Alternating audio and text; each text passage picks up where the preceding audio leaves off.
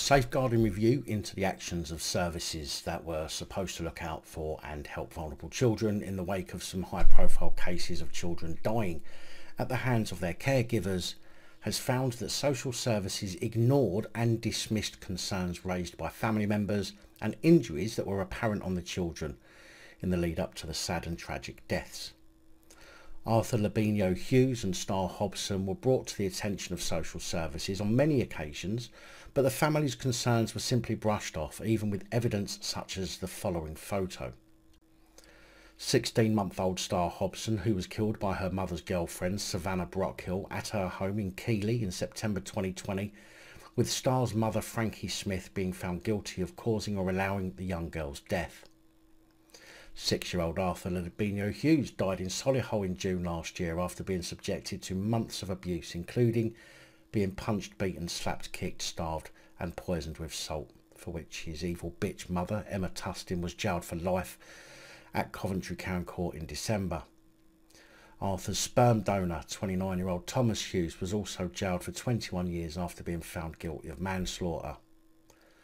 The chair of the government's safeguarding review has now told MPs that Arthur's bruises were not investigated by the social worker who had seen them, with no follow-up child protection medical. Conservative MP Caroline Johnson and a consultant paediatrician said bruises on the back were much more significant than on the shins and legs, which can be as a result of play. Dr Johnson said there was also a discrepancy between the social worker's report of the bruising on Arthur's back as a bit of faded bruising and photographs of his extensive injuries. The safeguarding review published in May found the fatal abuses suffered by both children are not isolated incidents and that concerns raised by family members were disregarded too often. Annie Hudson, chair of the Child Safeguarding Practice Review Panel, told a committee hearing on children's services that to say Arthur's bruises were ignored rather than missed by social services was a very fair and appropriate way of describing it. Annie Hudson also said that evidence of bruising was shared at different times with different agencies and the involvement of specialist doctors in assessing his injuries absolutely didn't happen, and that was a singular failure without any question, and that there was too much inconsistency in the quality of decision making over child protection cases within the system. Due to poor staffing and lack of oversight, committee chair Robert Halfon said pivotal moments to save Arthur and Star were missed, adding that Arthur's school had tried to refer him to mental health support 3 times.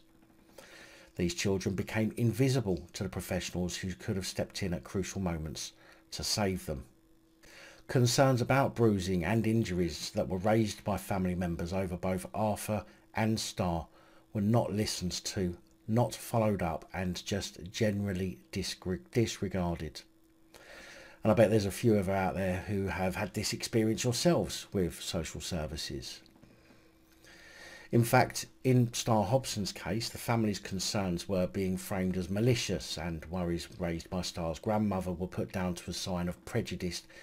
against the fact her mother had a same-sex relationship. Ms Hudson said the notion of malicious referrals in itself is quite problematic, as it could mean people do not look more widely and more deeply at the child's safety. One of the recommendations from the review is that specialist multi-agency protection units come into play where there is concern over a child's welfare,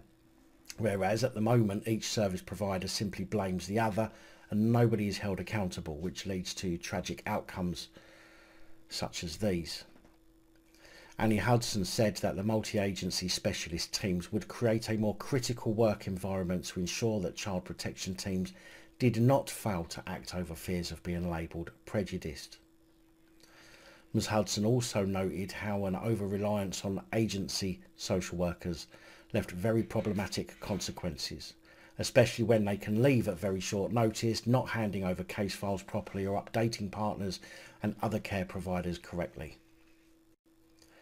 Solihull Council Chief Executive Nick Page said the council had failed in our duty of care to Arthur. Chief Executive of Bradford Council Kirsten England said the council had missed key signs to protect Star, and that the council had been too positive and optimistic about Star's living conditions, and that her mother and partner's views were taken at face value. Unfortunately, Solihull isn't the only place this is happening, because even after these tragic events, social services across the country haven't learned their lessons and still continue to treat concerns for welfare as malicious and ignore them even when the concerns come from other professionals. Tustin, England's chief executive of Bradford Council, said that social workers were distracted or dissuaded from probing further, and changes to social workers had had an impact. Asked whether any social workers had lost their job as a result of the two deaths, Ms England said that some had departed from the council but had chosen to do so. However, no social workers have been sacked because of either of the two cases. Nick Page said the social workers that were involved directly with Arthur, both of them are off work. One's had a breakdown and then the other one. And then the other one, we're trying to get back into work at the moment. I do wonder, however, why they would even want them back after the clusterfuck of a job they did in their role of protecting children and supporting parents. As horrible as it may sound, I'm glad one of them's had a breakdown, and the other should be left to rot too, considering that's exactly what they did to poor Arthur.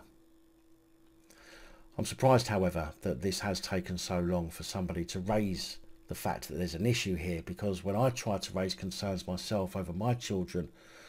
not only was I ignored for the most part, turned away by every organisation I went to, including MPs,